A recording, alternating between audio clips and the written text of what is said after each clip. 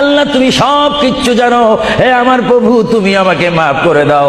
আমার আল্লাহ বলে, তারপরও যদি তোমাদেরকে আমি মাফ না করি, তারপরও বান্দা তোমরা আমার রহমতের দরজা থেকে ফিরে যাইও না।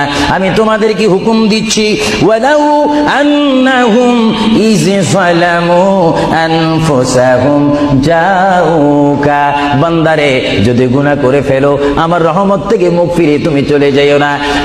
বান্দা, আকাশ পরিমাণ যদি গুনাহ করো, পাতাল পরিমাণ যদি গুনাহ করো, সাগরের পানি পরিমাণ যদি গুনাহ করো, পাহাড় তুলনায় যদি তুমি গুনাহ করো, আমার দরবার থেকে তুমি নিরাশ হইও না।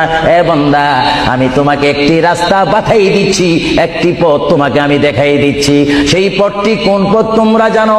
ওয়ালাউ আন্নাহুম ইয যালামু আনফুসাহুম জাউকা, বান্দারে যখন তোমরা বরবাদ হয়ে যাবে তখন তোমাদেরকে একটা পথ আমি তোমাদেরকে দেখাই দিলাম, সেই পথটির নাম হচ্ছে আমার রাসূলের মদিনা। জোরে বলেন সুবহানাল্লাহ।